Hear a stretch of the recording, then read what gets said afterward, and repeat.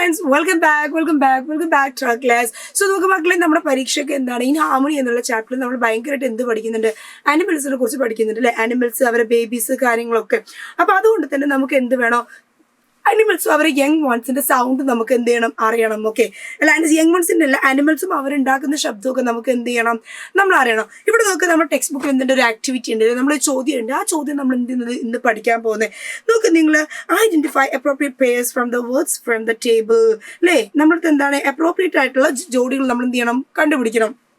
നോക്ക്, ഇവിടെ ബീസ്, തേനീച്ചുണ്ട്, ബേബി ഉണ്ട്, കുട്ടികളുണ്ട്, ഹിസ്റ്റ് എന്ന് പറയുന്ന ഹിസ്സിങ് സൗണ്ട് ഉണ്ട്, ടിക്റ്റ് ഉണ്ട്, ലൈക്ക് ടിക് ടിക് ടിക് എന്നുള്ള ശബ്ദമുണ്ട്, ബസ് എന്നുള്ള ശബ്ദമുണ്ട്, സ്നേക്ക് ഉണ്ട്, പാമ്പുണ്ട്. അപ്പോൾ ഇവിടെ കുറേ എന്തുണ്ട്, ഇതേപോലെയുള്ള വേർഡ്സ് ഉണ്ട്.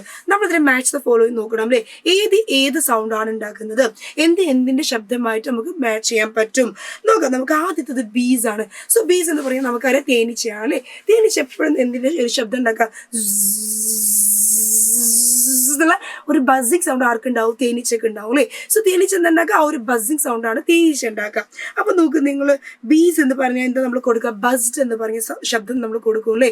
സോ ബസ്ഡ് നമ്മൾ കൊടുക്കാം. അടുത്ത് എന്താ കൊടുക്കുക നമ്മൾ, സ്നേക്ക്, പാമ്പ് അല്ലേ.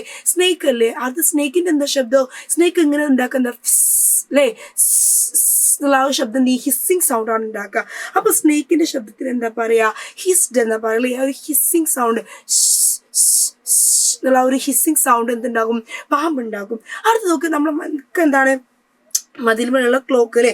ക്ലോക്കിന്റെ സൂചി ഇങ്ങനെ എന്താണ് ആടുമ്പോൾ എന്തുണ്ടാവും, നടക്കുമ്പോൾ ഇങ്ങനെ ടിക് ടിക് ടിക് ടിക് ടിക് ടിക് എന്നുള്ള ശബ്ദം ഉണ്ടാവും അല്ലേ. ടിക് ടിക് ടിക് ടിക് ടിക്. അപ്പൊ ആ ഒരു ടിക് ടിക് ശബ്ദത്തെ നമുക്ക് എന്ത് പറയാം, ടിക്ഡ് എന്ന് പറയാം. അപ്പൊ ടിക്ഡ് എന്തിൻ്റെയാ, ടിക്ഡ് ഈസ് ഫോർ ക്ലോക്ക് അല്ലേ. അടുത്ത കുട്ടികൾ നമ്മൾ ഇങ്ങനെ ഇക്കിലേക്ക് ചിരിക്കുമ്പോൾ, കുട്ടികൾ ചിരിക്കുന്നത് നമ്മൾ എന്താ പറയുക, ഗിഗ്ലിംഗ് എന്നാലേ പറയാം. കുട്ടികൾ നമ്മൾ ഇങ്ങനെ ആക്കുമ്പോൾ ചിരിപ്പിക്കുമ്പോൾ കുട്ടികൾ ഇങ്ങനെ ഗിളിഗിളിയാണ് ചിരിക്കില്ലേ, ഗിളിഗിളി. ആ ഗിളിഗിളിക്കാണ് നമ്മൾ എന്താ പറയുക, ഇവിടെ ഗിഗിൾഡ് എന്ന് പറയാം. ഓക്കെ, അപ്പൊ കുട്ടികൾ ബേബീസിന് നമ്മൾ എന്താ പറയുക, ഗിഗിൾഡ് എന്ന് പറയും. ബെൽസ് എന്താ പറയാ, jingle bells jingle all the way. So ബെൽസിന് എപ്പോഴും എന്താ പറയുക, ജിങ്കിൾഡ് എന്ന് പറയാം. അടുത്ത ലീസ് ആണ്, ഇലകളാണ്. ഇലകൾ ഇങ്ങനെ നിലത്ത് കിടക്കുന്ന ഇലേൻ്റെ മേലെ കൂടെ നമ്മളിങ്ങനെ നടക്കുന്ന സമയത്ത് ഇലേൻ്റെ ആ ഒരു ശബ്ദം ഉണ്ടാവില്ല, അതിനെന്താ നമ്മൾ പറയാ, റിസൾട്ട് എന്നാ പറയാറ്.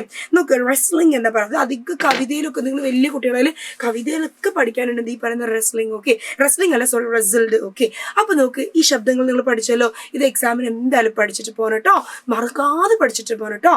Okay, thank you.